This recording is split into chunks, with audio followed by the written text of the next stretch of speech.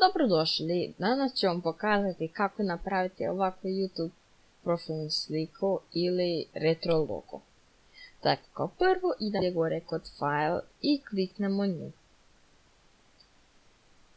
Ime ću staviti logo, White 800, Height isto 800, Resolution 150 i Background Context ću staviti White. I kliknite OK. Pojavit će vam se bijela pozadina. I dodat ću novi layer, odabrati tekstu i napisati ime. Ja ću Viozo. Ovdje duplo ga ću podebljati. Sa Nexa Bold. Taj font trebate platiti tako da. Ovdje ću staviti veličina. Ne 100, stavit ću negdje 60. Kliknite kvačicu, odaberete Move Tool, odaberete tekst Viozo, kliknite Ctrl+A i kliknite ovdje i Ctrl+D. Tako vam je točno u sredini. Pa ja neću napraviti točno isti logo, tako ne staviti tako. Znači, dodat ću opet novi layer i ovdje markitu. I tako napravit ću crtu ovdje. Jednu tako malu crtu. Darat ću na desni klik i Paint Bucketu. I neka bude boja crna. I pobojate. Tako. Ctrl+D. Move. I kopirat ću ovaj layer sa Ctrl+J. I staviti na drugu stranu. Točno tako.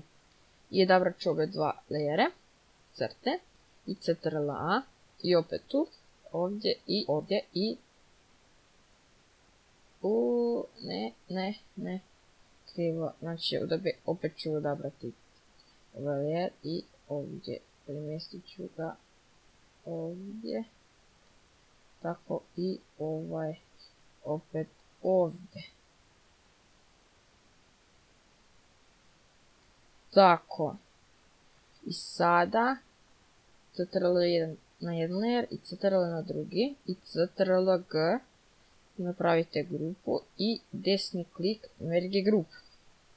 I tako sada Ctrl+A, Move Tool i ovdje i Ctrl+D. Sada dobro. Ok, i opet ću dodati novi layer. Sad ću tu i napisat ću ovdje, prvo ću staviti tekst da bude 10. Tako i napisat ću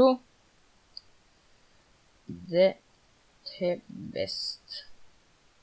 Možete vi napisati bilo što. I kliknite kvačicu naravno. I sada ću opet dodati tekst i ovdje dolje ću napisati Desigan, zato ja volim dizajnirati. Tako i kliknem kvačicu. I sada Move Tool i opet ću dodati novi layer. Sada ću sa ovdje Ellipsetom napraviti krugića. Znači Shift i povučite i napravite krug. Tako, ovdje fill stavite crno i stroke ništa. Tako, opet Move Tool i tako. I kopirate jedan put i ovdje ću staviti. Drugi put Ctrl+, naravno. Ctrl+J. Ovdje i još jednom.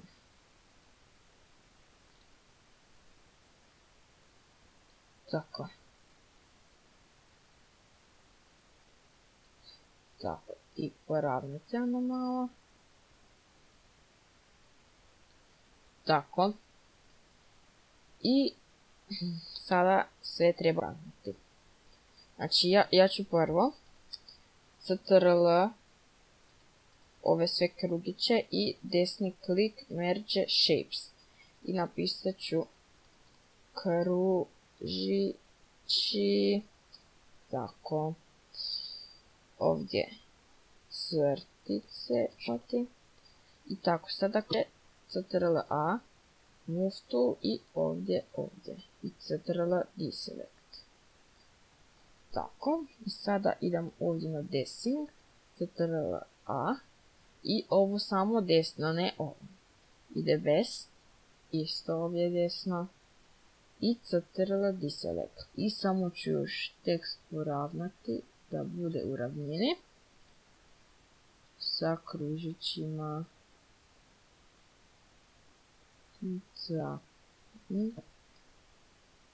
I dobro. Naprimjer,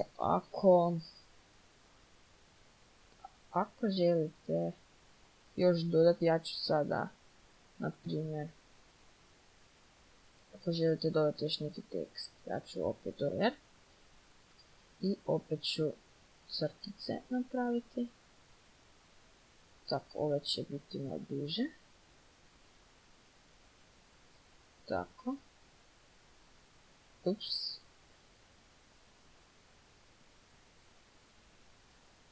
Tako. Opet ću staviti crnu boju i Ctrl objekt. Naravno. I opet Ctrl A. Ovo je samo ovaj desni Ctrl D i Ctrl J zakopirati. I stavit ću ovdje jedan gore. Ctrl A i opet ću staviti ovdje desni Ctrl D. Tako. I, na primjer, opet ću dodati novi layer i opet tekstu. I ako, na primjer, vi ne dizajnirate samo i igrate, pa ću ovdje, na primjer, opet dodati gaming. Tako. I kočicu, Ctrl A, move tool i opet desni klik i Ctrl deselect. I tako. Kako sada vidite ovdje da je preko crta, ići ću na ovaj layer, na ovaj prvi, i ovdje sa marquee toolom oko teksta proći i backspace i Ctrl deselect. I tako. Vidite, sada odmah ljepše izgleda. I imenovam ovdje crtica dolje i crtica gore da ljepše izgleda. I tako. To bi bilo to za ovu epizodu Photoshop CC i vidimo se u sljedećem tutorialu.